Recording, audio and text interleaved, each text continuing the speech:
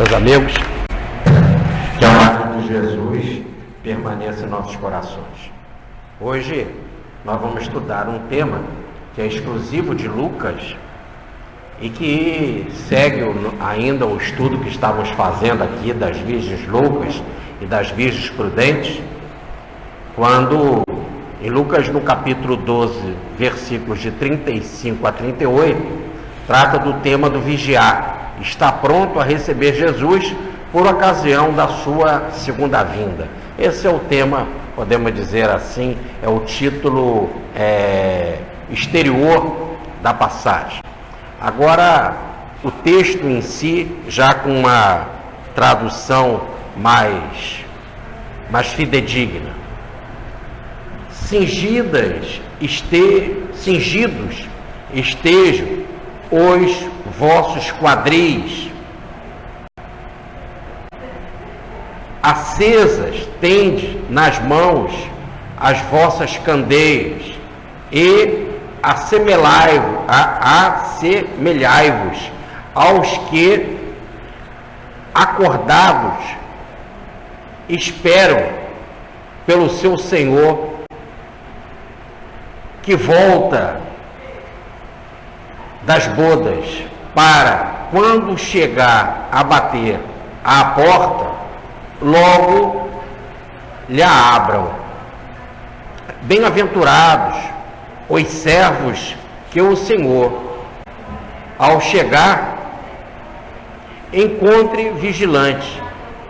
Amém. Em verdade vos digo que ele se cingirá, fará se reclinem à mesa e virá servi-los.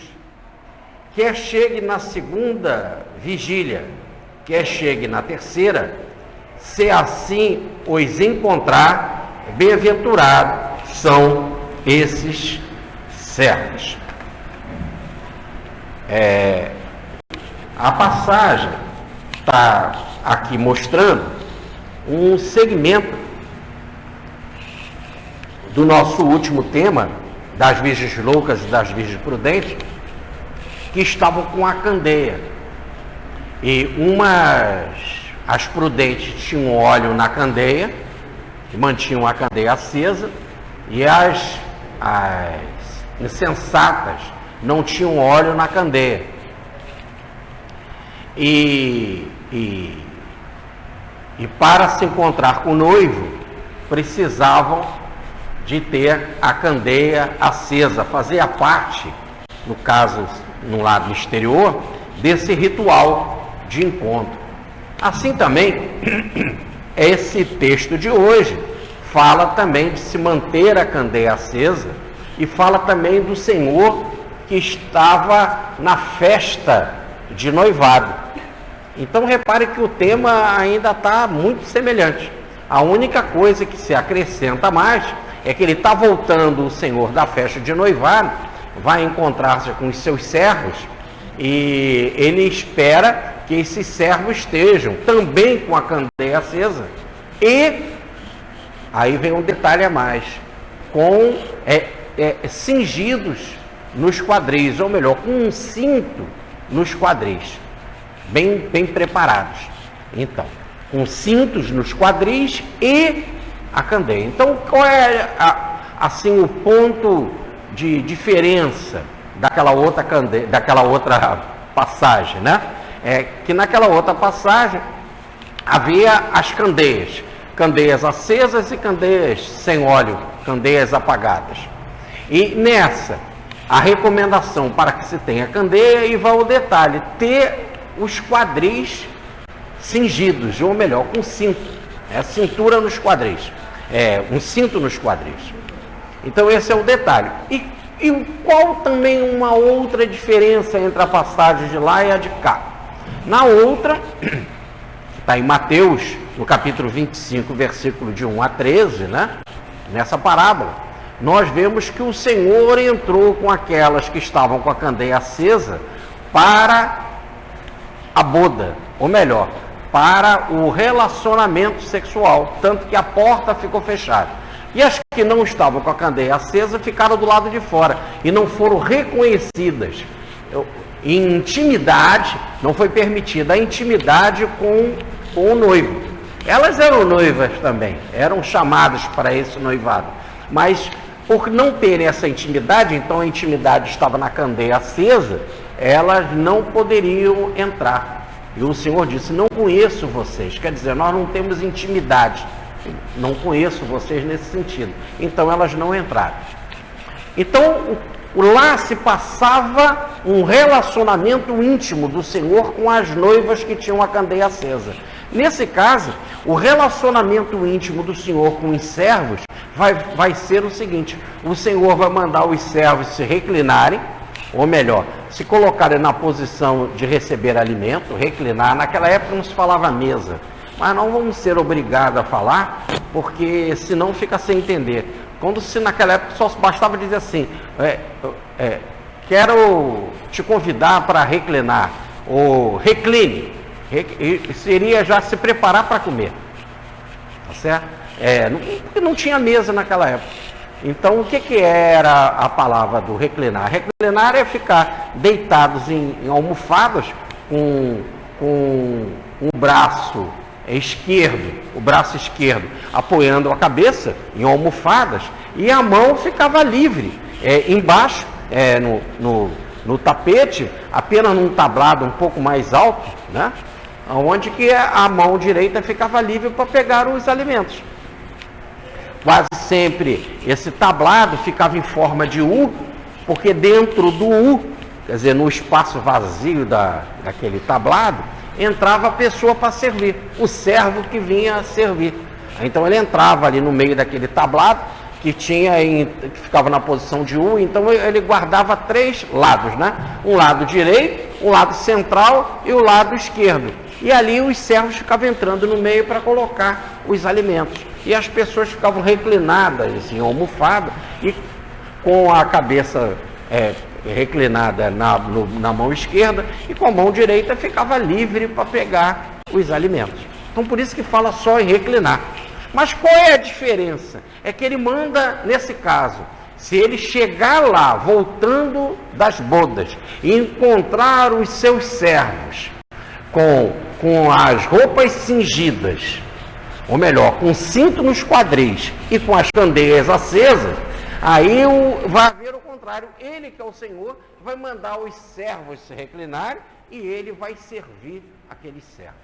Aí vem o inusitado, porque nunca um Senhor vai servir o servo. Mas aqui nessa parábola, aqui nessa passagem, né, há essa possibilidade. Quer dizer, ele se predispõe a servir. É estranho, porque tem uma passagem, outra no Evangelho, em que Jesus diz,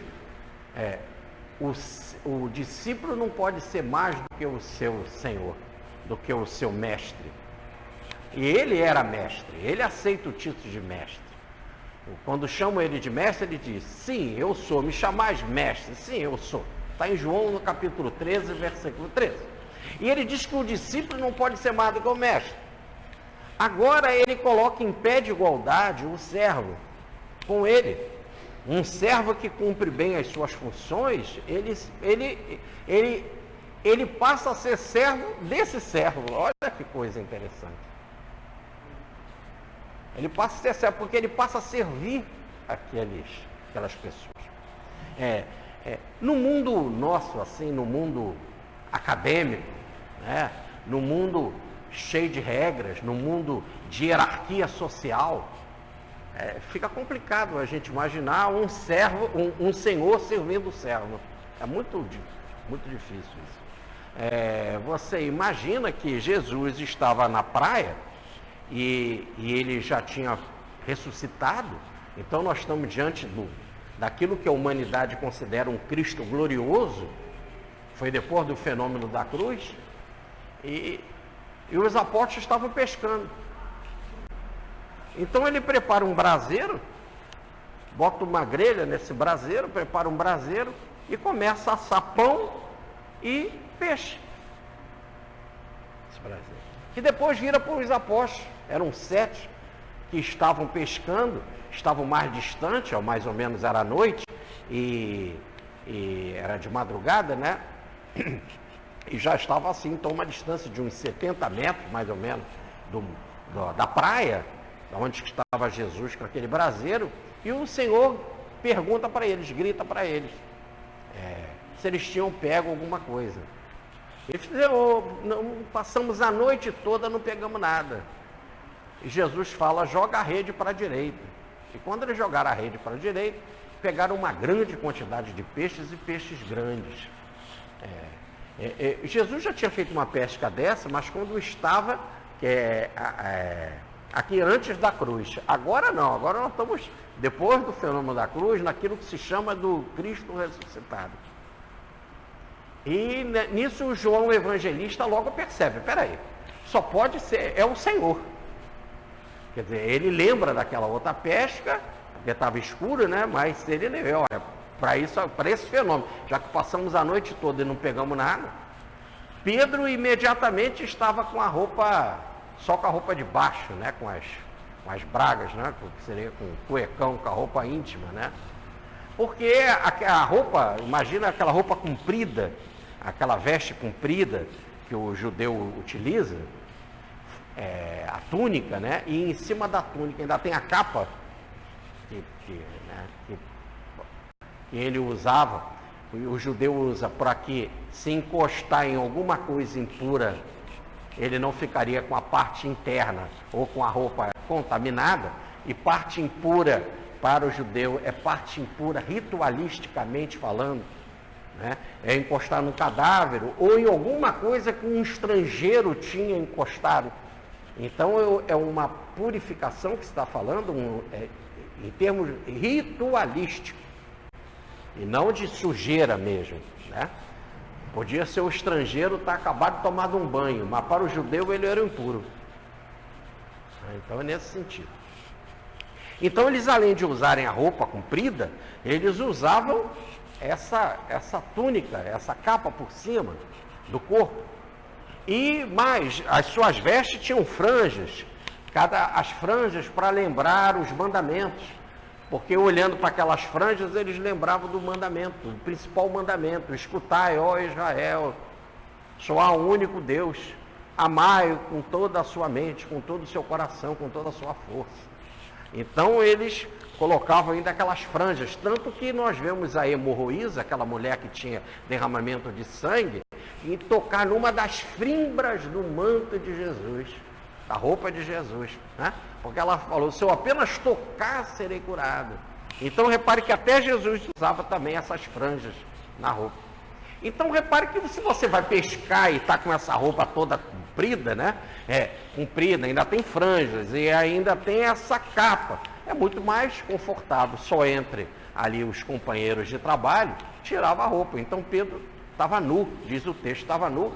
Podia estar nu mesmo, ou então só com a roupa de baixo, né? Com a veste íntima, né? E aí, nesse caso, quando João fala, é o Senhor, ele se atira na água e vai a nada. E aí, quando chega lá, eu falo, o braseiro já estava pronto, o pão já estava assando, os peixes. E Jesus diz, pega mais um dos peixes de vocês, colocam aqui nesse braseiro. Então não era coisa fluídica só nesse sentido. Eram peixes mesmo, tanto que ele manda acrescentar mais peixe ali. E, então Jesus tinha feito braseiro, Jesus estava assando pão, Jesus estava fazendo peixe. E diz a passagem que Jesus pega e começa a servir os apóstolos. Então ele não só era cozinheiro, mas era garçom. E começa a conversar, e ali ficam conversando. E aí ele começa a falar para Pedro, Pedro, tu me amas, Senhor, eu te amo, tu sabe todas as coisas. Repare que é um bate-papo, é bate-papo de amor. Repare que é como se um senhor pergunta para o empregado, ô empregado, você me ama? Aí o empregado diz, eu te amo. O empregado que ama, o senhor que ama o empregado, já deixa de ser servo. Já é um relacionamento de quê? De amigo. Por isso, uma das passagens surpreendentes do Evangelho de João, no capítulo 15, quando diz assim Jesus, esse é o diferencial. Eu já não vos chamo de servos, e sim de amigos.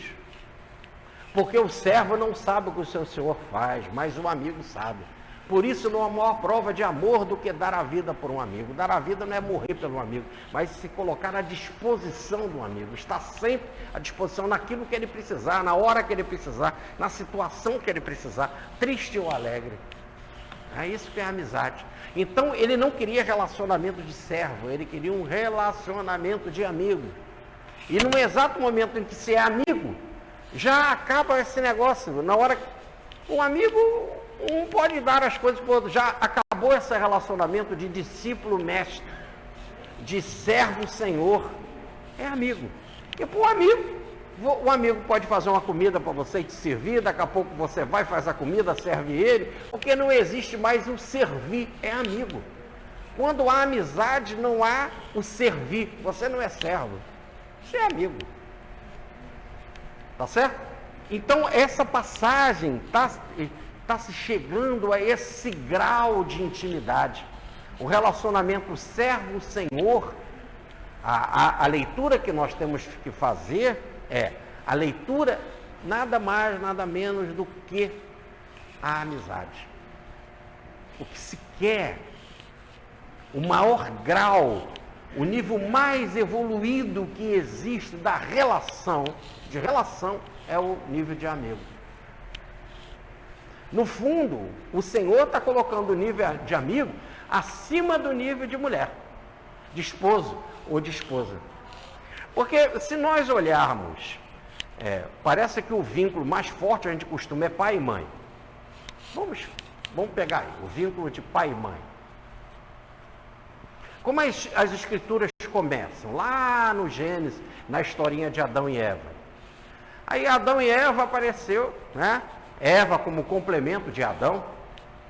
Então, foi trazido os animais, mas nenhum dos animais completavam Adão. Então foi feita a Eva, agora sim completa. Então, nenhum animal me completa. A mulher completa o homem completa a mulher. Então foram feitos o homem para a mulher para o homem, tá certo? Tanto que diz lá a passagem que Adão deu nome para todos os animais do campo, mas nenhum o complementava. É só que a gente quer levar as coisas assim um pé da letra. Então a mulher foi feita para o homem, aí fica assim fica papo assim meia de inferioridade humana. A ideia não é essa. A ideia é que agora se completam. Quer dizer, não há nada que complete mais um homem do que uma mulher e nada que complete mais uma mulher do que um homem. São feitos para essa completude. Evidentemente que agora, com uma nova compreensão, e nós já estávamos trabalhando isso na palestra passada, quando falávamos das virgens loucas, da virgem prudente, e do Senhor com a psicologia ativa, e nós todos com a psicologia feminina, que é a psicologia receptiva para haver o acasalamento, a união com o Senhor, tema que desenvolvemos na palestra passada. Assim também, não está se falando mais de pênis e vagina, está se falando de psicologia masculina e feminina, e essas psicologias de atividade e receptividade se completam. Nada mais do que isso. Né? A afinidade, a harmonia, a completude está no encontro dessa psicologia. No casamento não pode haver unidade, no sentido de igualdade. No casamento tem que haver diversidade. É na beleza da diversidade que tem a harmonia. Se fosse notas iguais, teria monotonia. Com notas diferentes, em perfeita harmonia, forma uma sinfonia. Essa é a ideia. Coisas diferentes e união. Nós temos um hexagrama no I Ching, né, que é o hexagrama Morder, e que é o hexagrama 21. São 64 hexagramas. O I Ching é o livro mais antigo da humanidade, é o oráculo mais antigo. E no I Ching, no hexagrama 21, nós temos 2 trigramas, hexagrama de 6, né? Então é dividido em 2 partes. Parte inferior, trigrama inferior, a parte superior, o trigrama superior. E nesse 21, nós vemos o fogo e o céu.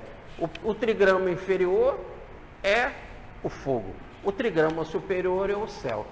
Evidentemente que são coisas diferentes. Fogo é diferente de céu. O céu é diferente de fogo. Tá certo? Ainda mais que você está pensando no sentido real. Fogo real, imagina numa fogueira, né? E céu aí no sentido do firmamento. Não está se falando do céu espiritual, mas está se falando do firmamento, onde tem os astros, etc, etc. Muito bem. São coisas diferentes. Mas se você olhar, o céu é para cima e quer ir para cima. E cada vez que você olha, ele fica mais para cima. Vai para o infinito, não termina nunca. E o fogo está sempre subindo, não existe fogo que vai para baixo. A ideia do fogo é subir. Repare que eles são coisas diferentes, mas fazem o mesmo movimento para cima. Tá certo? Aí então vem aí a ideia de que se morder, se unir, daí esse o nome dessa grama 21 é morder. Na hora que você morde, se tiver alguma coisa travando, dificultando a sua boca, na hora que você morder com vontade, você vai unir os lábios. Unir os lábios, que é o grande objetivo, é o lábio unido. Para você sentir gosto, para você sentir prazer, os lábios têm que se encostar. Então, veja bem, todas as situações da vida, né, se estiverem indo para a mesma tendência, pode haver casamento. Casamento são coisas diferentes. O homem é diferente da mulher, a mulher é diferente do homem, tá certo? Mas o objetivo é, se você unir os lábios, fica gostoso, né? Tudo começa com o beijo, né? O primeiro beijo. Então o beijo, unir os lábios, é o prazer, é o gosto, é o tempero do casamento. Essa é a ideia. Então, coisas diferentes. Aí, voltando aqui para o caso que nós estávamos desenvolvendo, são seres diferentes, psicologias diferentes, a masculina e a feminina, o Senhor e o servo. Mas quando os lábios estão unidos, quando há uma identidade, há casamento.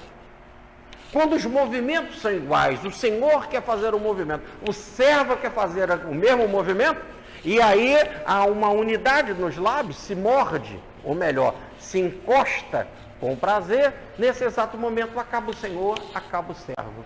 E há uma nova situação, em que o próprio Senhor manda o servo, reclina a mesa, que eu vou te servir. Se eu vou te servir, e ele é o Senhor, é porque acabou nesse exato momento a relação servo e Senhor. Surgiu uma nova relação que é mais importante, que é a de amigo. E eu ainda vou trabalhar mais essa relação de amigo. Mas repare que a mulher, então, e o homem se completam. E aí diz as escrituras lá no início, ele deixará pai e mãe para viver com a sua mulher. E serem um. Ao mesmo tempo, lá nos mandamentos, quando o Senhor aparece, diz, honrar pai e mãe. Como honrar pai e mãe se o texto do Gênesis, está no Êxodo, né? O livro do Êxodo fala dos mandamentos. Honrar pai e mãe. No Gênesis diz, deixar pai e mãe para viver com a sua mulher. Como você vai deixar pai e mãe e ao mesmo tempo vem o livro seguinte, manda honrar pai e mãe. É honrar pai e mãe ou deixar pai e mãe para viver com a sua mulher? É que quando há o casamento, você no fundo não deixa pai e mãe. A família aumenta.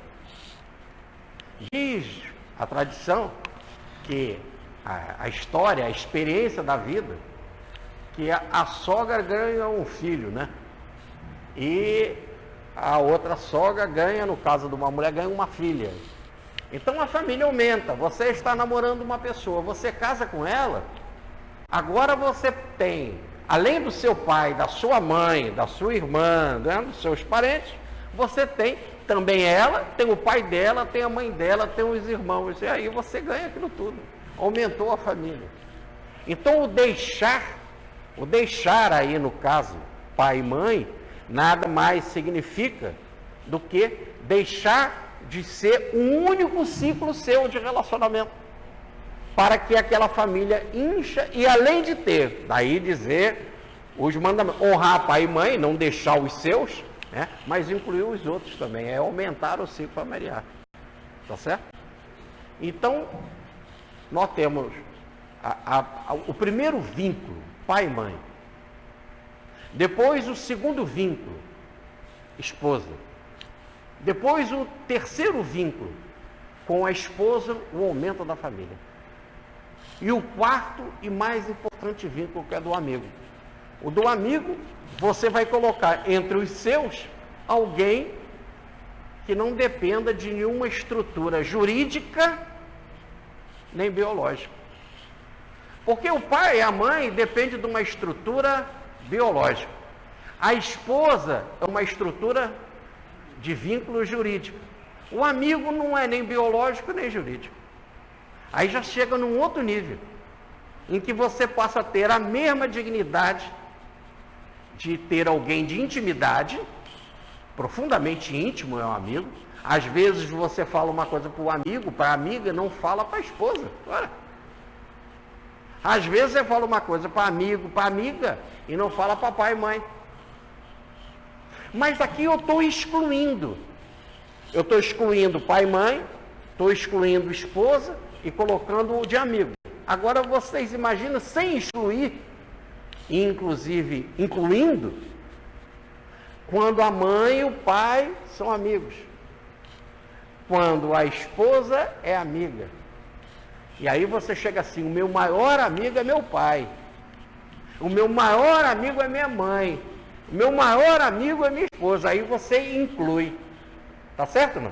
Ou melhor, você eleva da dignidade biológica, da instância jurídica, para o nível mais elevado da espontaneidade, do querer, que é o nível do amor, que é a amizade. Tá certo? Muito bem. E aí, nós temos uma passagem do Evangelho que vai explicar bem essa passagem. É uma outra. Repare que nós estamos em Lucas, no capítulo 12, e há uma outra frase de Lucas, agora no capítulo 22, mais precisamente no versículo 27. No capítulo 22, versículo 27, nós temos um aprofundamento dessa passagem do Senhor servindo o servo. Como é que é? Diz lá. E ele colocou o Cristo o avental para servir. Aqui agora se chega a coisa prática, né? Ele está de avental, de servo, de garçom. Então ele colocou o avental, função, servir. Se apresenta como um servo. E diz assim a frase: quem é o maior? O que está à mesa ou o que serve? Aqui só essa primeira pergunta de Jesus já mostra essa distinção social. Quem é o maior? É o que está à mesa ou o que serve? Automaticamente não está se falando aqui de maior moral. Tá certo? Pode ter um garçom muito moralizado e um cliente muito bandido, mas socialmente o cliente está na posição superior e o outro na posição de servo. Então aqui Jesus está na base social. E na base social ele pergunta: quem é o maior? O que está à mesa ou o que serve? Ele mesmo responde: não é o que está à mesa? Quer dizer, socialmente o que está à mesa, né? Se você chega na sua casa, a tua empregada vai te servir, você socialmente, na hierarquia social, é superior a ela, é a sua serva.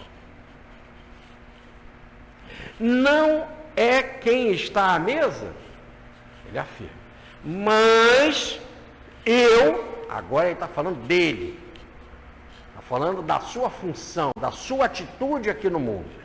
Mas eu estou no meio de vós como quem serve. Lucas capítulo 22, versículo 27.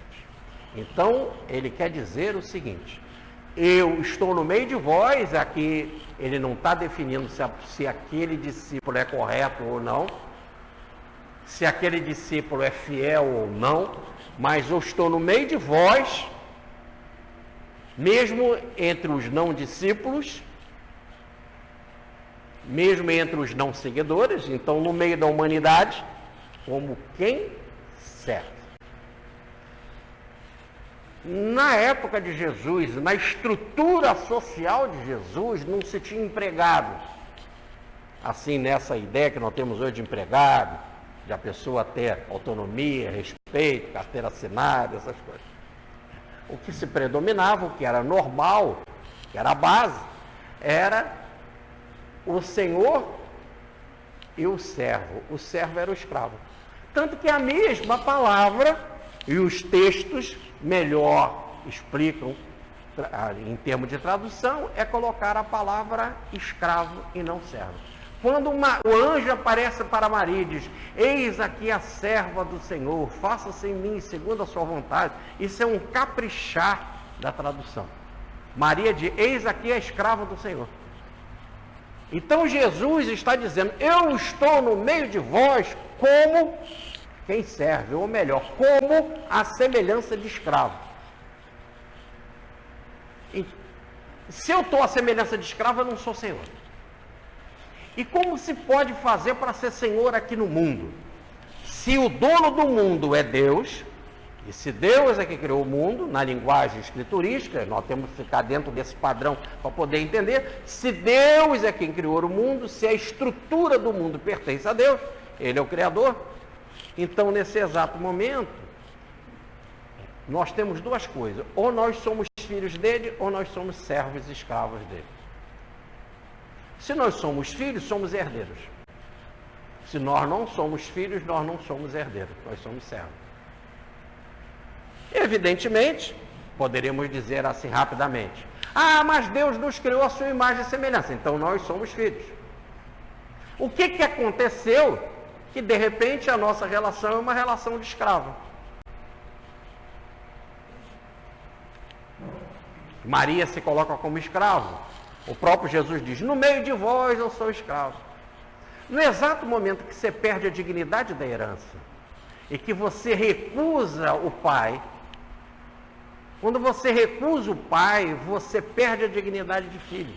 E nesse exato momento em que você recusa o pai, você automaticamente deixa de ter a herança, automaticamente deixa de ser filho, cai na condição de escravo. A condição de escravo é uma condição de pecado, uma condição de erro.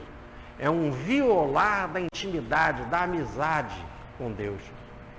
Então, no exato momento em que o Senhor toda tarde ia bater papo com Adão, diz lá o Gênesis e Moisés, e à tardinha o Senhor vinha conversar com Adão. E tinha regra no paraíso: não pode comer a árvore do bem e do mal.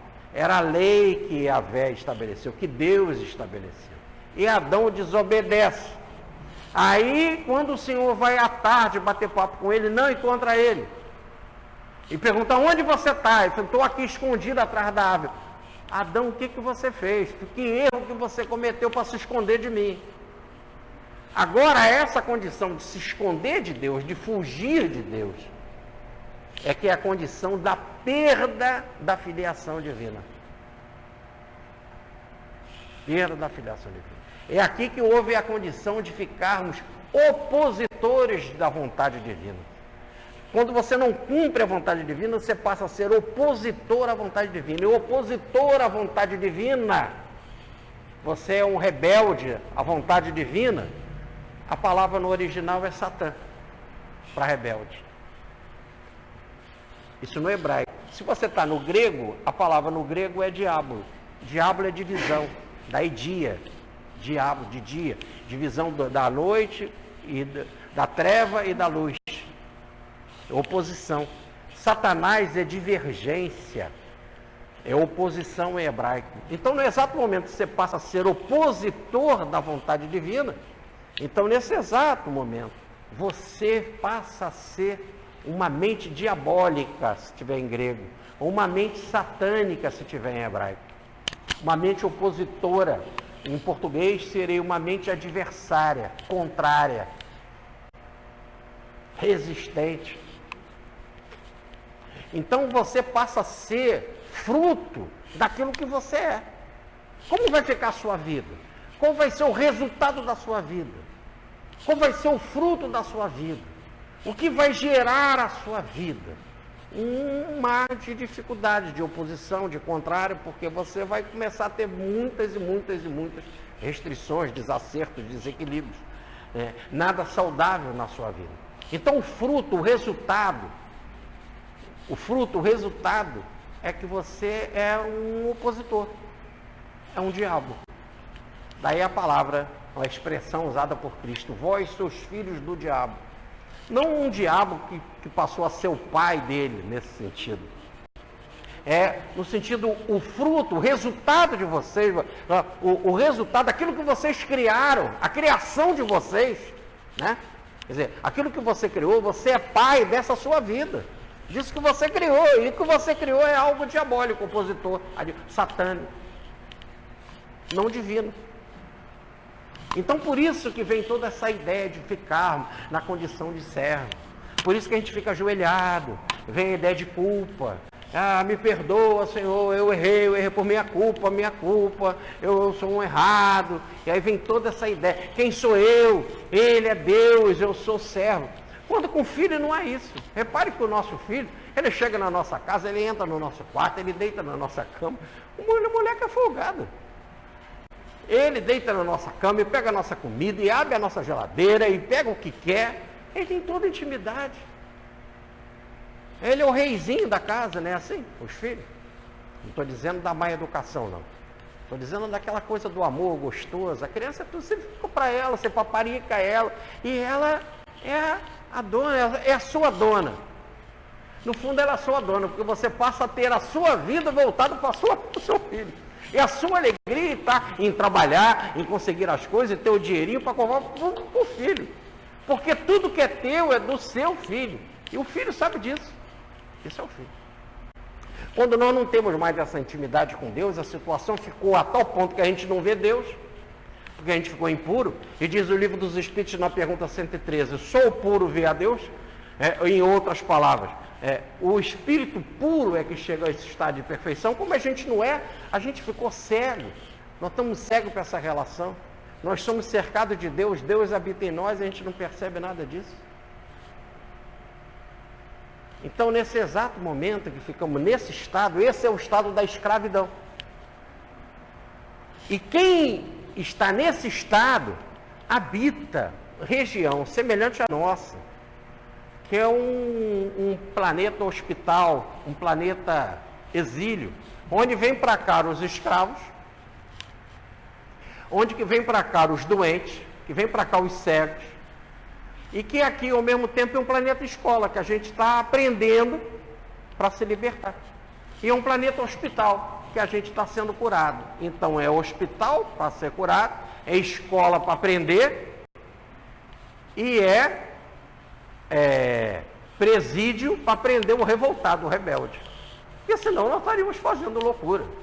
Então aqui é presídio para o rebelde, é hospital para o doente e a escola para o ignorante. Geramos então esses três males: a rebeldia, a doença e a ignorância. Esses são os males.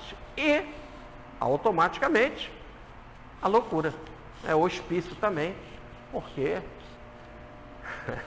o nosso mundo é um mundo de louco, muito louco. A gente é muito louco.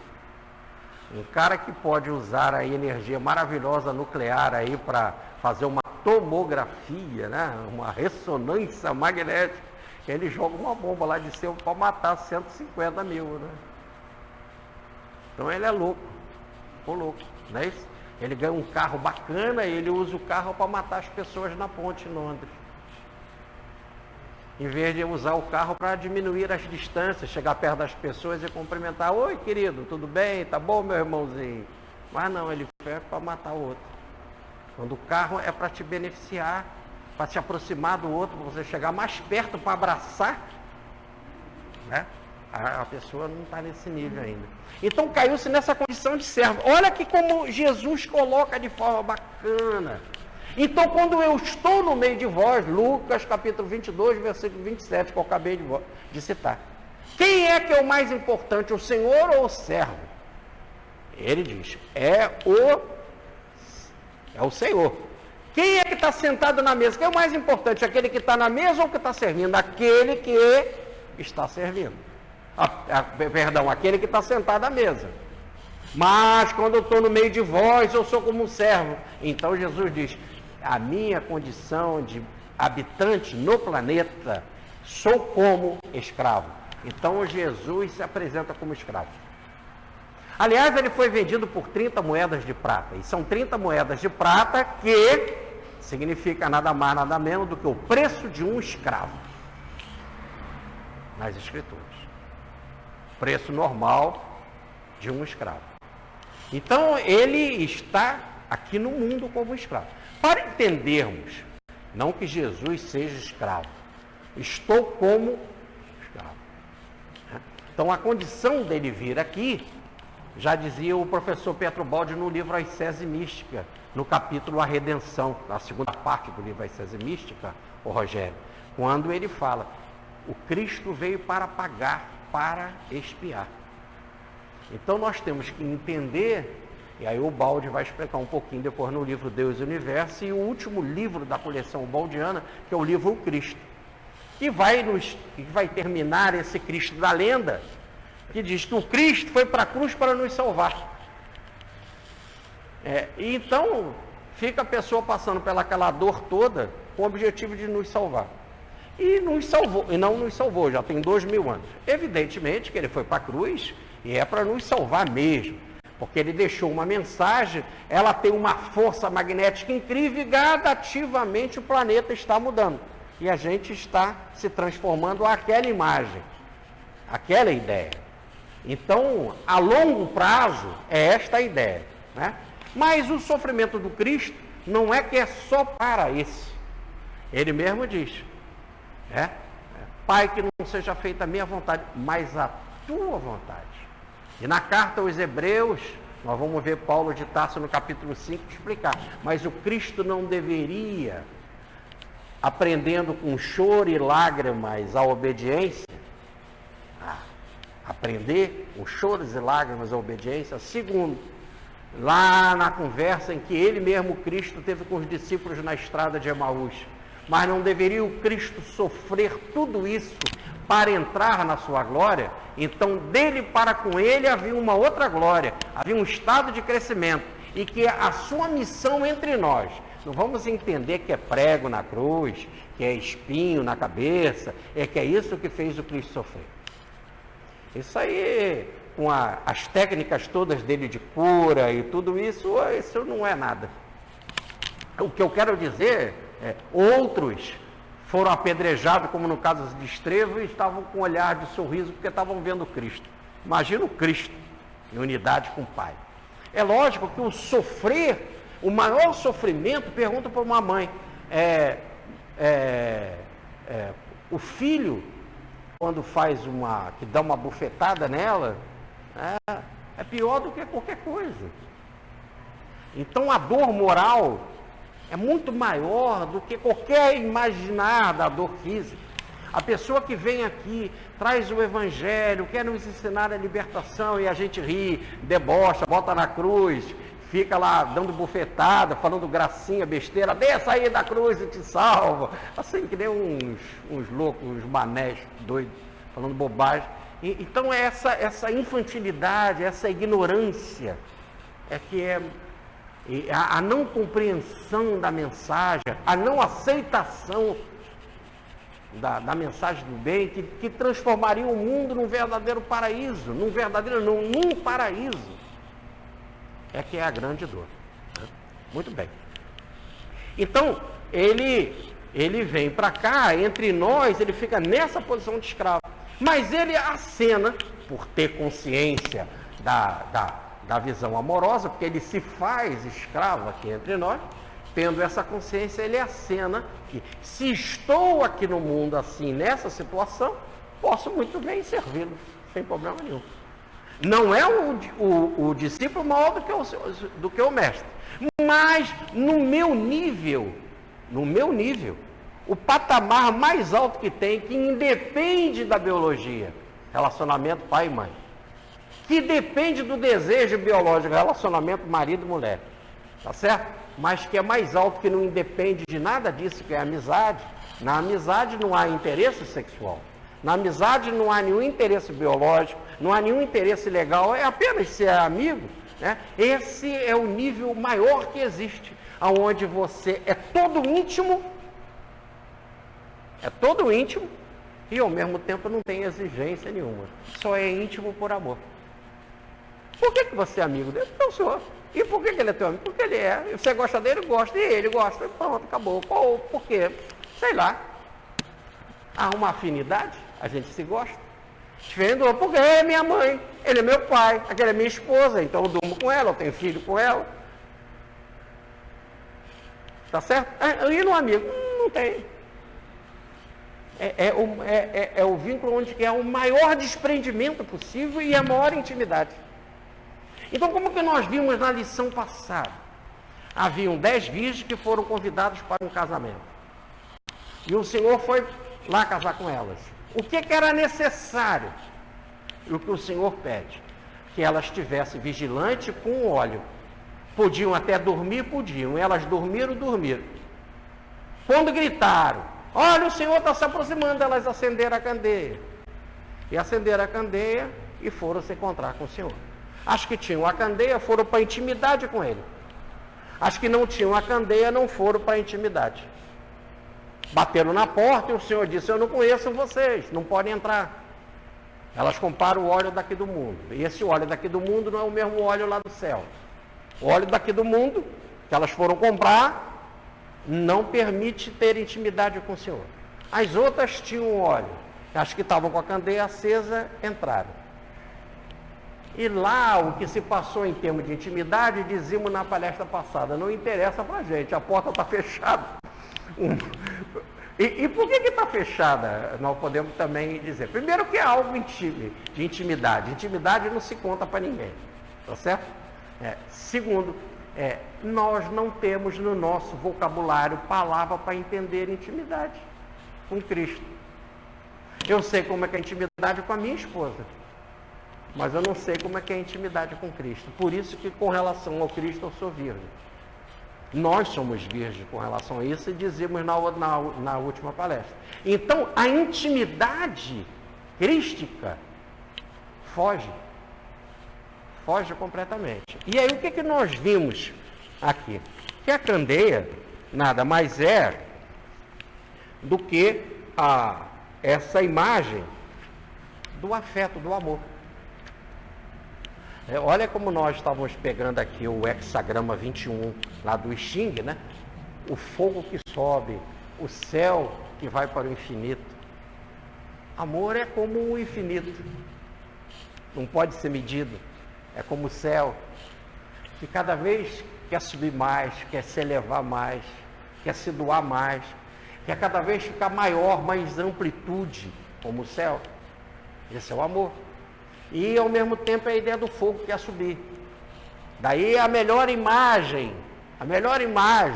para o amor é o fogo da paixão, aquilo que queima. E nós botávamos aqui na tradução muito como é que está no original. Olha como às vezes o conhecimento do grego permite fazer uma leitura melhor. E às vezes você então pegar a palavrinha e lá olhar no original, na parte grega, olhar no dicionário grego-português, te dá uma nova compreensão. Repare aqui, cingidos estejam as vossas cinturas e acesa tende nas mãos as vossas candeias. No original, para a palavra acesa, está queimar, incendiar, consumir, ou melhor, que a sua candeia esteja queimando. Ela está queimando, ela tem que estar acesa, tá certo? Ou incendiando, ou consumindo, dando a mesma imagem, quando eles querem, para essa palavra, eles falam do sol. Quando o sol tá abrasado, eles usam a mesma palavra para aceso. O sol está aceso, ou melhor, está um calor do inferno, que a gente falaria assim aqui. É a mesma palavra que eles usam lá.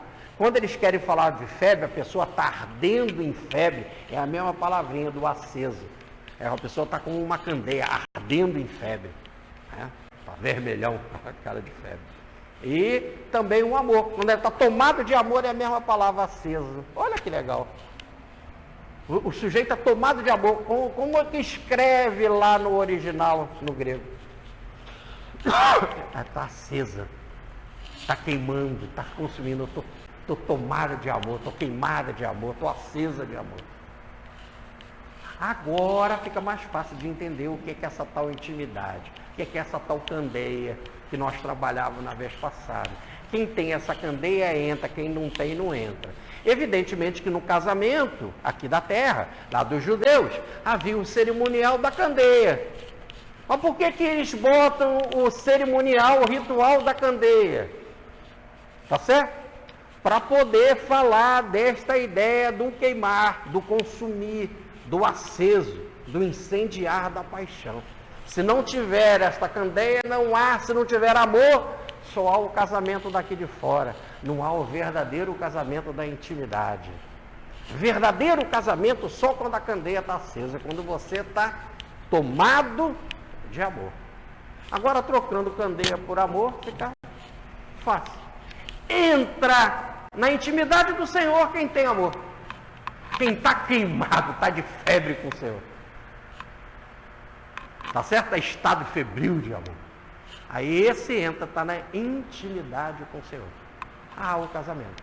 Porta fechada. O que se passa na intimidade fica difícil. É como contarmos para a criança, dizemos na palestra passada, contar para uma criança o que acontece no ato sexual.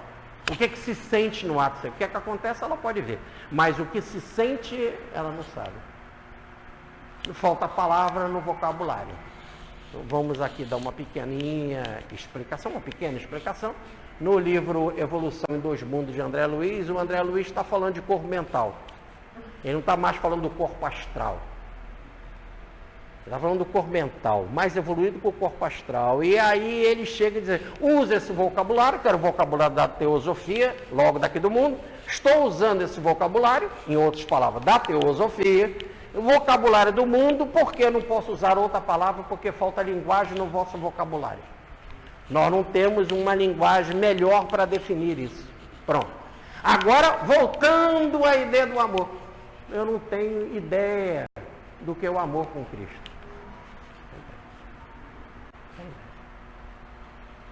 Quando as pessoas falam, e a teologia fala, que Maria e José, depois que o Cristo nasceu, continuaram virgem, porque eles tinham algo maior do que o amor daqui do mundo, nós não entendemos. Para nós, o maior daqui do mundo é o ato sexual, é o relacionamento com a mulher, com a esposa e o marido, automaticamente.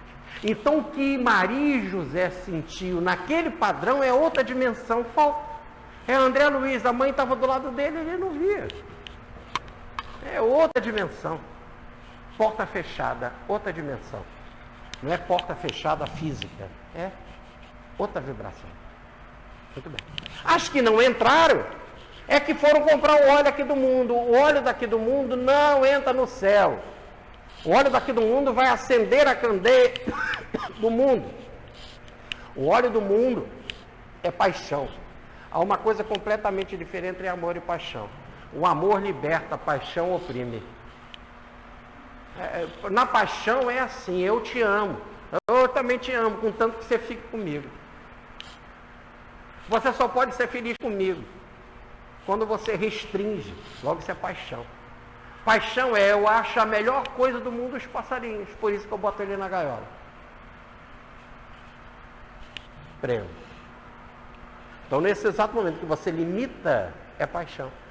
Eu gosto tanto do passarinho que eu boto ele na gaiola. Ó. Então, por isso que o que se chama amor aqui no mundo não entra no céu. Amor aqui no mundo tem um interesse. Qual é o interesse? Meu noivo é rico? O meu noivo, ele é bonito? Ou a noiva? É que naquela época era essa relação. Porque ele é bonito, porque ele é rico, porque ele é forte, porque ele tem uma estrutura, um corpo masculino. Bom, há um interesse. Qual o interesse? Porque ele me protege. Mas no céu O único vínculo é esse, é algo que se rasga de amor, que não tem explicação, que não passa pela razão.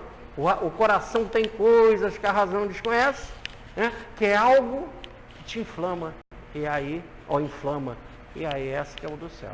Então o amor daqui não entra, o amor daqui, da terra, que é paixão, tem interesse. Paixão tem interesse.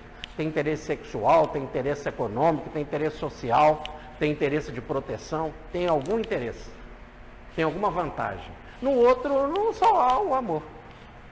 Tá certo? Muito bem. Isso é o que nós vimos lá. Então, quem tem amor, imagem, candeia acesa, entra. Quem não tem, não entra. Na lição de hoje, o Senhor deixou aquela festa e voltou para a sua fazenda lá.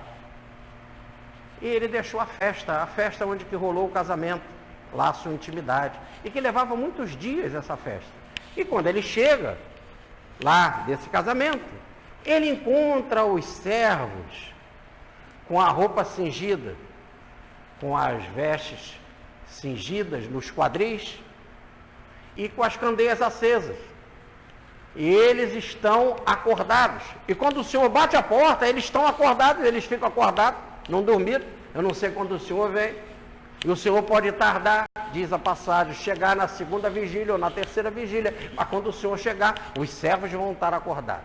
E acordados com a veste cingida e com os quadris cingidos e com a candeia acesa. E se assim o Senhor encontrá-los, mal que o Senhor bater a porta, eles acordados forem abrir a porta, imediatamente para o Senhor.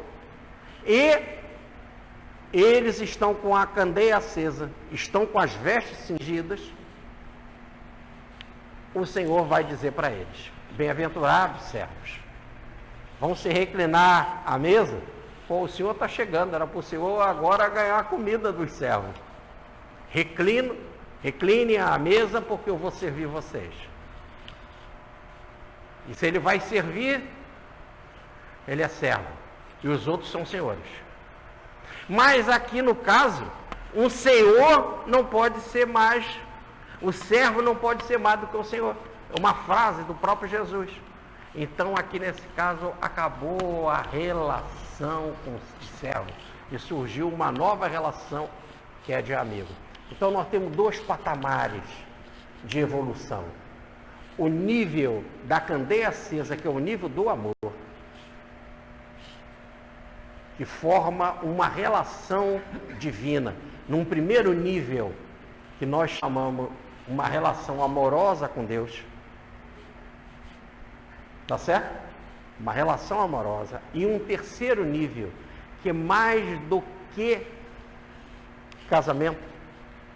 Porque no casamento há um interesse. Aqui há mais do que isso. Há um nível mais elevado ainda, que é o da amizade. Tá certo? Agora o Senhor já não nos chama mais para de noivo e noiva. Não que negue que somos noiva e noivo. A parábola não está sendo negada. Ele só está mostrando que existe um nível mais alto do que aquele patamar, relação noivo-noiva, relação de esponsalício. O texto ainda diz assim: quando ele voltar das suas bodas, lá no original, quando ele se libertar do esponsalício. Interessante que a palavra no original mesmo, a tradução fica complicada de ser feita, mas a palavra no grego está lá, libertar, e lembra muito bem o professor Pastorino, está libertar. Existe algo mais alto ainda do que o estado de casamento, é o estado de amizade. Como nós estávamos dizendo aqui, relacionamento pai-filho, relacionamento pai-filho-mãe, né? Depois relacionamento esposo e um relacionamento amigo. É isso que ele está dizendo. São 3 níveis. E o mais adiantado é o do amigo. E ele então começa a servir, mostrando que ele não é servo. E nem que os outros são servos. Ou que ele é senhor fazendo o papel de servo. E que os outros são servos recebendo um momento de senhorio. Não é nada disso, é uma amizade. Mas qual é a condição para ser amigo? Qual é a condição para ser amigo? Primeiro de tudo,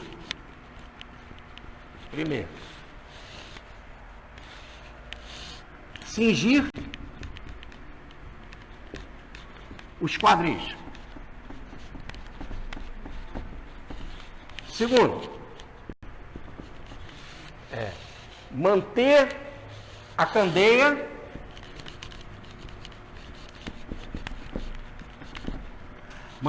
candeia em luz acesa. Terceiro, está acordado. Está acordado. E para quê? Para quando o Senhor vir do eixo Ponzais ou das bodas, quando o Senhor vir desse banquete, tá certo? Possa encontrá-lo nessas situações, cingidos, com a candeia acesa e acordado, e eles estarem à disposição do Senhor. É nesse momento que surge a ideia de um outro nível de banquete,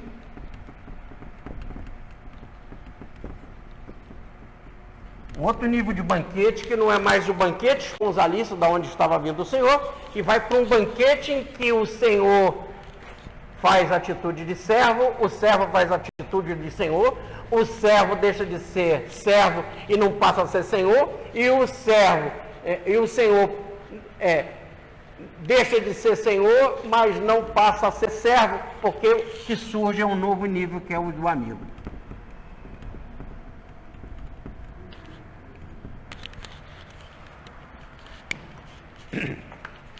Então, agora vem um outro banquete, que é o banquete da amizade, em que há um nível de igualdade. O amigo é igual. Engraçado. No amigo não há homem nem mulher. Amigo verdadeiro. Tem gente que diz assim, o homem não pode ser amigo de uma mulher, tem sempre interesses. Aí são coisas do nosso mundo. Mas no nível de amizade, não há homem nem mulher. Também você não pode dizer, aquele é o meu amigo pobre. Amigo não é.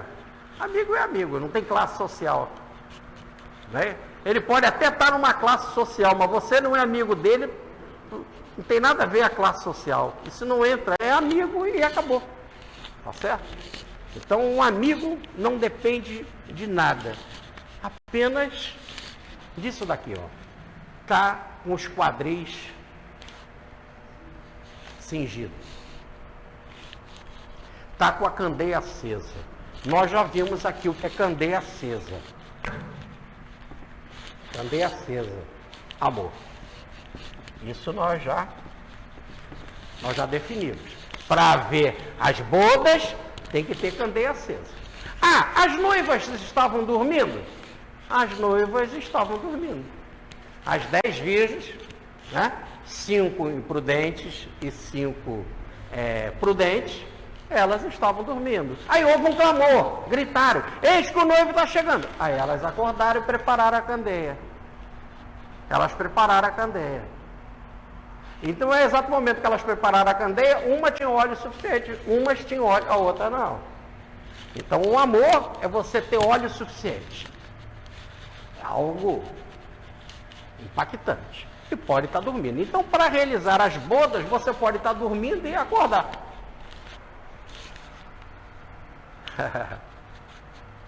Para realizar a amizade, você não pode estar dormindo.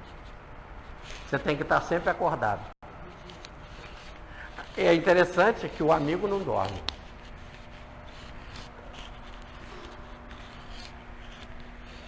Essa é uma das passagens.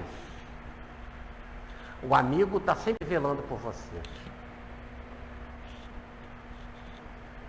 Quando há amizade mesmo, você pode até não estar no mesmo espaço físico, mas o outro está com um pensamento em você. O amigo não deixa o outro. Tá certo?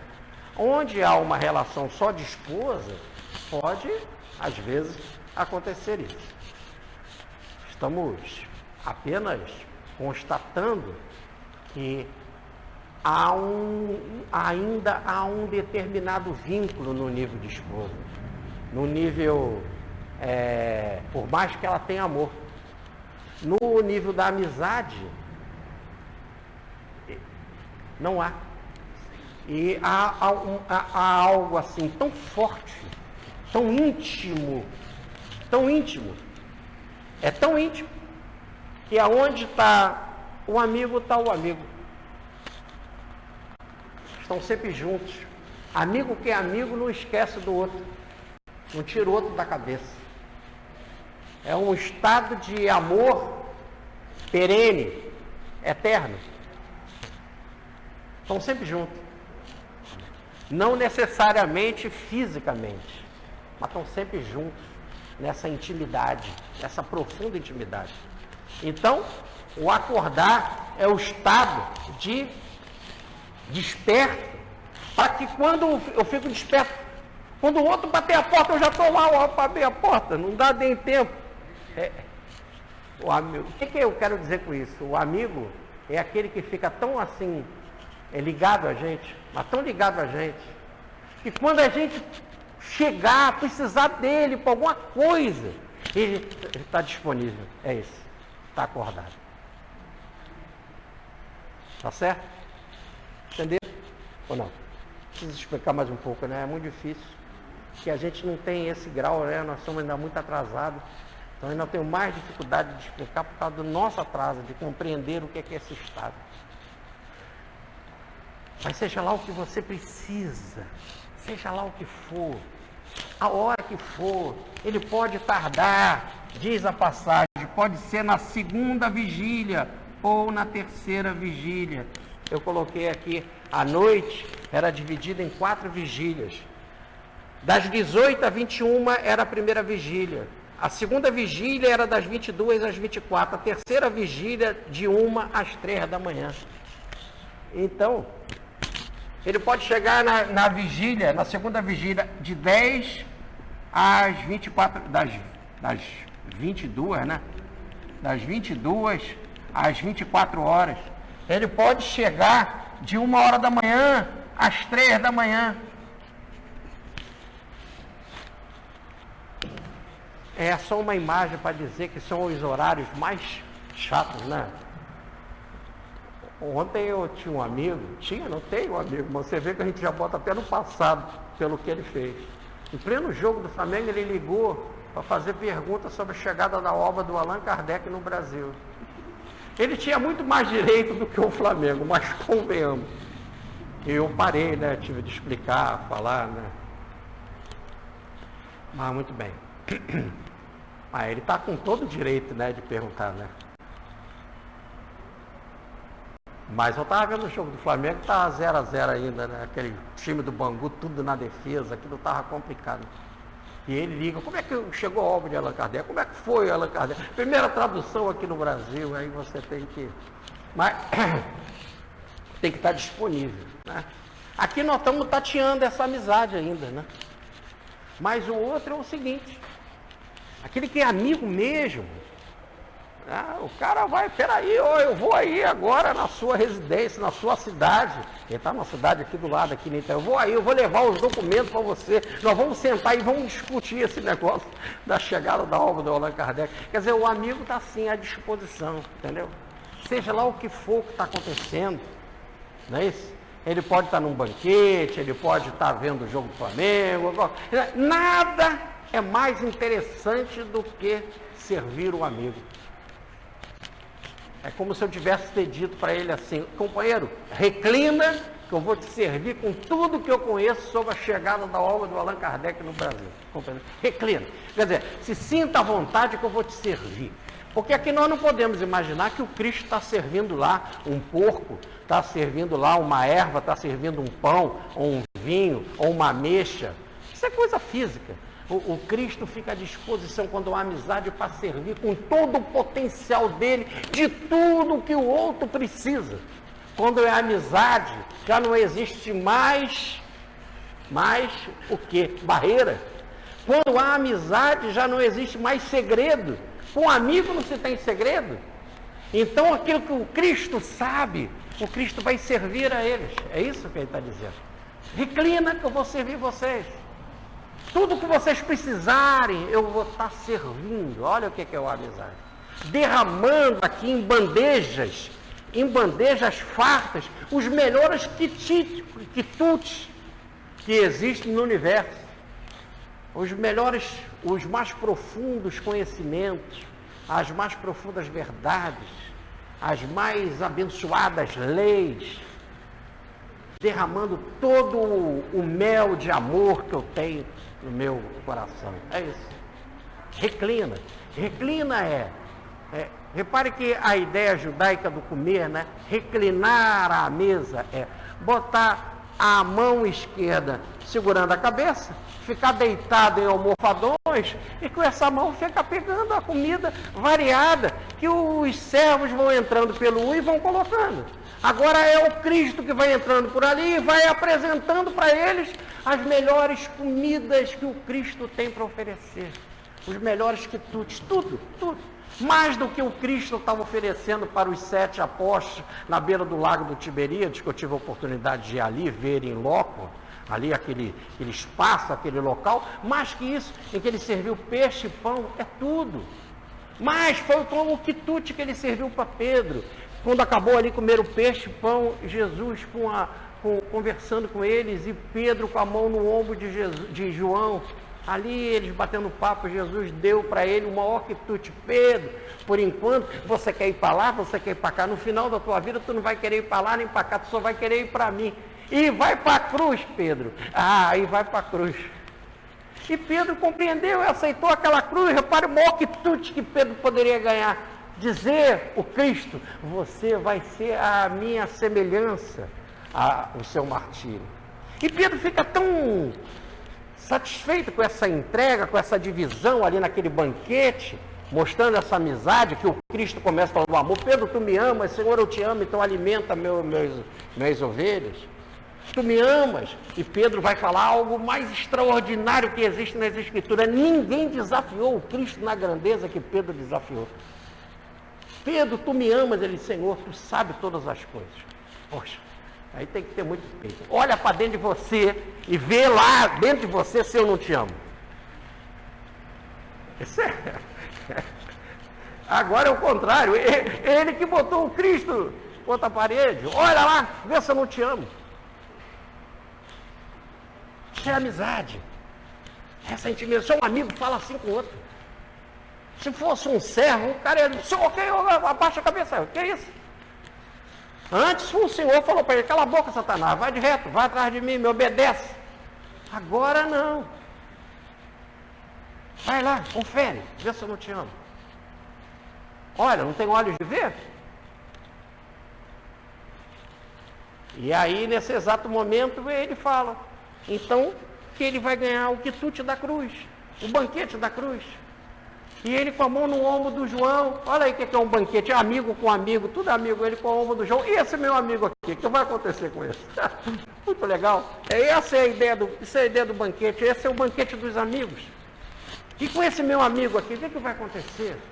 E Jesus, eu quero que ele fique sem a cruz até eu voltar. Aí todos achavam que ele não ia para a cruz antes de Jesus voltar, e ele estava ficando velho. Ele então botou um adendo no Evangelho, o João. Não, está dizendo, o Senhor não disse que ele não ia morrer. Ele não ia para a cruz antes do Cristo voltar. Quer dizer, não era um problema daquela encarnação, era numa outra encarnação. Naquela ele não iria para a cruz. Ele só iria para a cruz quando Cristo voltasse para ele. E isso aconteceu 1200 anos depois, quando ele veio com Francisco de Assis. E o Cristo veio em forma de cruz, e Francisco em amor, em cruz, em incêndio mental. É interessante o que é candeia. No livro Fioretes fala que São Francisco, no incêndio mental, ficou com as marcas da cruz do Cristo. Que o professor Pietro Baldi explica no livro A Nova Civilização do Terceiro Milênio. Fim de ciclo evolutivo. Bom, com relação ao planeta Terra. Então, nesse exato momento, Não sei que hora, ele pode vir na hora mais inconveniente, na hora das 10 horas, na hora do jogo do Flamengo. Não é isso? Na hora que você está dormindo, de madrugada, você com dinheiro, sem dinheiro, com isso, com aquilo, com roupa, com frio, sem frio. Então, nesse exato momento, o Cristo chega e você está à disposição. Seja lá, ó. Então não é que o Cristo chega. Aqui, olha como é que está aqui, ó. Há palavrinhas que a gente tem que ler assim com muita atenção. Porque parece que ele chega e bate a porta. Quer chegue na segunda vigília, quer na terceira, se assim os encontrar, aqui está, se assim os achar, no original está encontro. No original está encontro. Não é achar a pessoa assim, eu vim andando lá, achei a pessoa. Ou aconteceu dela estar assim, não é isso. Encontro é mais que isso. Vamos explicar. No livro A Descida dos Ideais, se eu não estiver certo, me corrija, Rogério. No livro A Descida dos Ideais, o professor Pietro Bode fala do encontro dele com o telhado de Chardin. É A Descida dos Ideais? Muito bem, Rogério confirmou. Então, olha bem. Então eles têm um artigo que ele fala, o meu encontro com o telhado de Chardin. Olha o nome do artigo. O meu encontro com o telhado de Chardin. O telhado de Chardin foi um padre católico e evolucionista, que estudou a evolução, mas como cientista. Muito bem. E ele escreve, o meu encontro com o telhado de Chardin, nunca tiveram junto. Nunca. É encontro só de ideias. Encontro no nível ideal, no campo da ideia. Quer dizer, aquilo que ele pensa é como eu penso. Logo, nesse ponto, a gente se encontra. Se encaixa. O que ele pensa se encaixa com o que eu penso. Pronto. Encontro de ideias.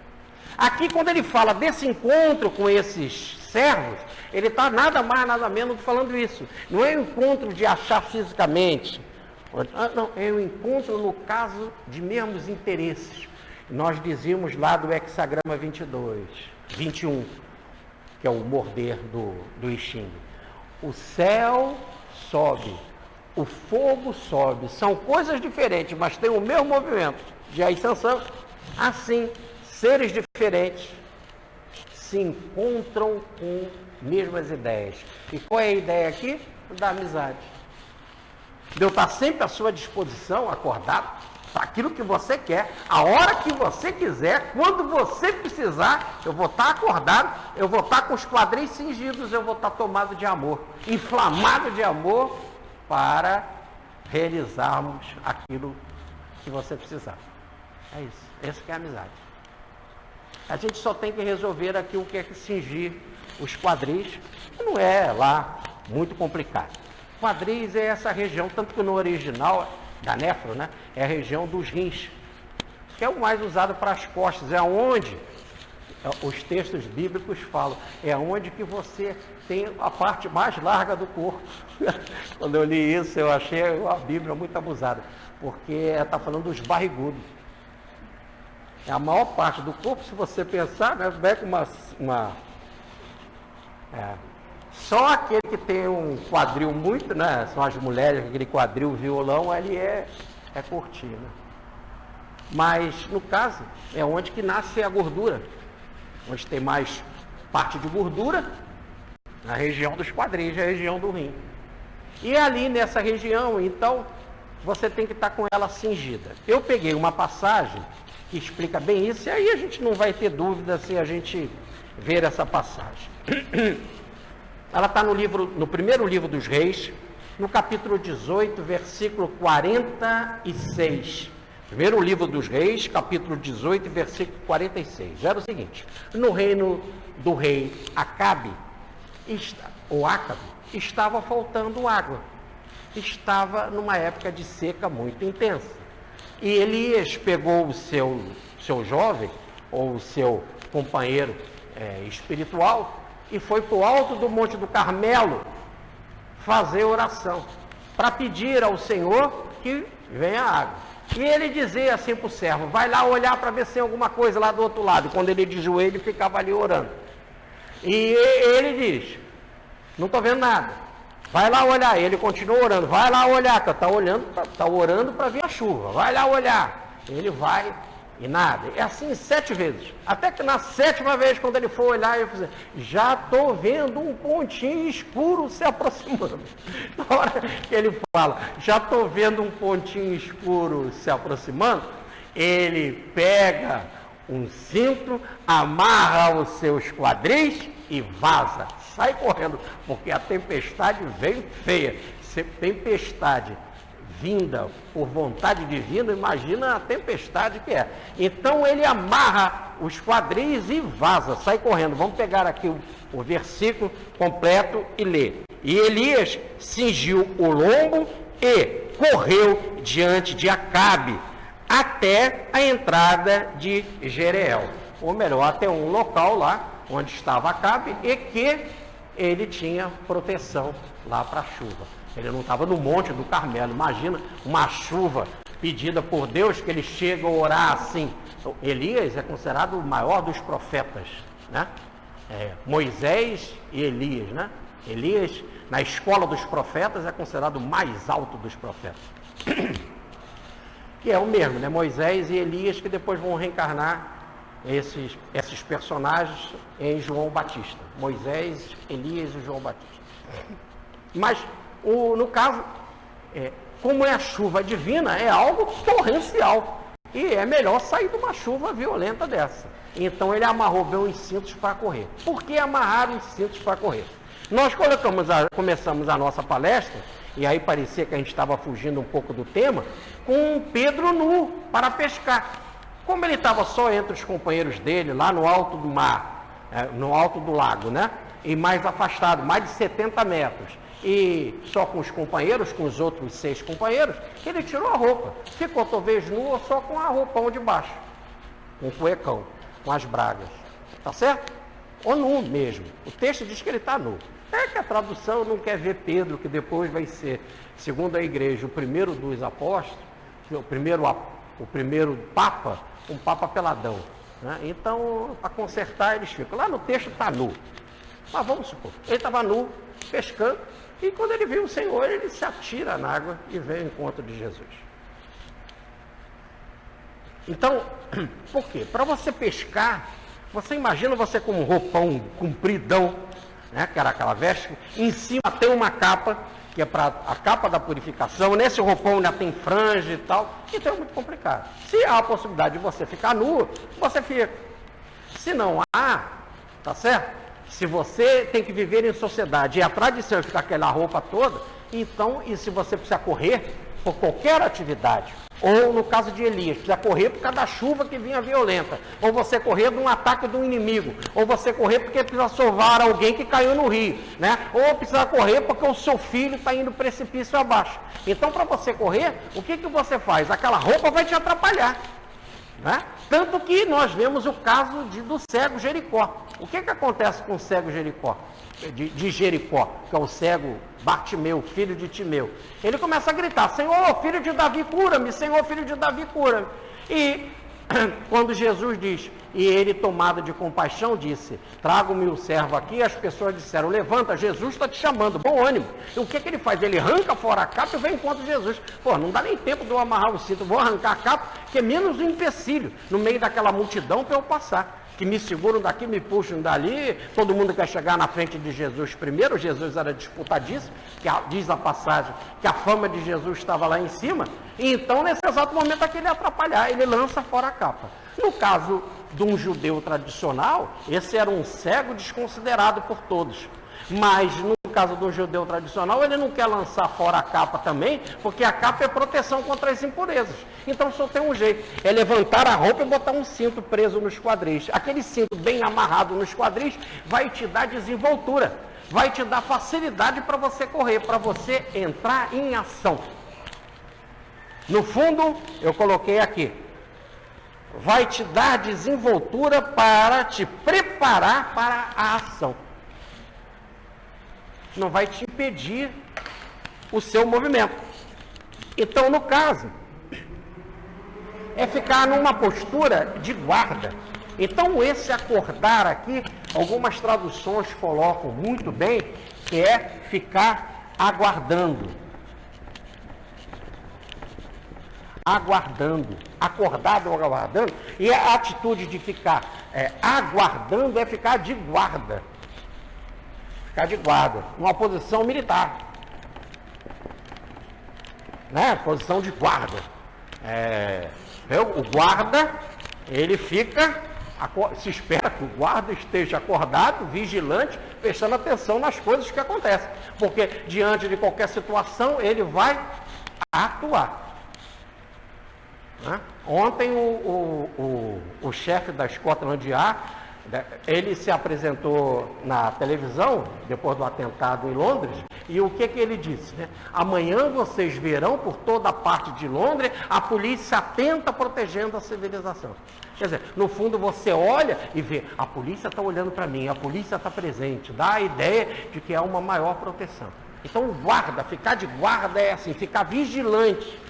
Então, voltando aqui, o cingir os quadris é te preparado, cingir os quadris é estar com uma veste amarrado, preparado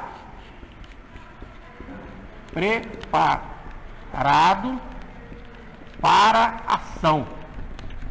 Que ação? O Senhor vai chegar. Na hora que ele chegar, eu já estou preparado para ação. Que ação? O que ele quiser. O que ele determinar, o que o meu amigo precisar, eu já estou preparado. Preparado para a corrida, preparado para o empenho, preparado para a dedicação, não importa. Tomado, inflamado de amor, preparado para a ação e aguardado. Vigilante, esperando à vontade. Essa é a ideia da amizade. É uma das passagens, quando você vai pegar esses versículos de 35 a 38 do capítulo 12 de Lucas, parece que é a área do tema. Mas quando a gente for olhar com mais carinho, com mais atenção, sai dele uma nova claridade, sai dele uma nova orientação, né? Lindíssima de amor, de dedicação. E aí, a hora que o Senhor precisar, mesmo se ele chegar na hora mais inconveniente, é inconveniente para os outros, mas não é por amigo. Para o amigo é uma honra, é uma disposição. É meu amigo, pô. Eu não posso ficar sem ajudá-lo, é uma alegria, acabou. É uma disposição. Então, diz Jesus, bem-aventurado se isso acontecer. Aí nós subimos de patamar. Agora já não é mais o banquete de casamento, é o banquete da amizade. E eu vou te servir, e você, aparentemente de servo, não vai ficar senhor, e eu, aparentemente de senhor, não vou ficar servo, porque nós só vamos ficar amigos. E o que eu vou te entregar, sendo ele o Cristo que é, eu vou te entregar o que se tem de melhor que eu tenho, né? Na hora para servir um amigo, quando você vai receber um amigo em casa, você dá para ele o que você tem de melhor. O pão com manteiga que você dá para o teu amigo não se compara a bacalhau na casa de inimigo. Independente dos inimigos, se quiserem me convidar para um bacalhau, eu irei pelo sacrifício. Mas não se compara, porque o problema não é o que você come, não é a coisa em si, é a oferta como ela é feita. Esse ofertório, né? Essa doação é de amor, é algo que você fica encantado. Tudo é para agradar, tudo é para satisfazer, tudo é o melhor, tudo é com a melhor boa intenção. É isso que é o tal do pacote que envolve aquele quitute e que faz com que ele fique tão saboroso, tão inigualável, tão incomparável. Para fechar, porque hoje, amigos, tem outro jogo, 8 horas, né? Brasil e Uruguai. Mas, para fechar, nós temos 2 amigos, Francisco e Maceu. Os 2 caminhavam afastados em direção da França e foram mendigar. Francisco era mais feio, orelhudo e baixinho. Maceu era alto, falava bem, era tipo bonitão. Tinha todos atrativos mas amava Francisco e Francisco amava Maceu. Mas para o mundo, cada um via-os de forma diferente. Francisco do jeitinho dele, Maceu do jeito dele. Quando eles se encontraram, evidentemente que na cesta de Maceu tinha mais coisas, e coisas mais bonitas e gostosas do que na cesta de Francisco. Então, na hora que ele saiu mendigando, as pessoas deram mais coisas e melhores para Maceu do que para Francisco. Mas se uniram. Chegaram lá, num local, em cima de uma pedra, diante da natureza, colocaram aquelas comidas lá em cima da pedra e começaram o banquete. E Francisco disse: nunca participei de um banquete tão extraordinário. E começa a orar e agradecer a Deus pela a magnificência, a coisa extraordinária que é o banquete. E Maceu fala para ele: mas Francisco, nós estamos aqui numa pedra, a água é do rio, não tem nenhum cântaro, né, com copos para a gente beber a água, né? A pedra não tem uma toalha, nós não temos talheres, e você diz que é o maior banquete. Aí ele: ah, Maceu, se você entendesse o momento em que nós estamos vivendo agora, de alegria, de amizade e na presença do Senhor, é esse que é o grande banquete, é esse que é inigualável. Não importa o que necessariamente se come, importa o que se divide, o que se troca. É mais alto no banquete desse o estado de amizade do que o banquete em si mesmo. O banquete é a própria amizade. Muita paz, fique com Deus.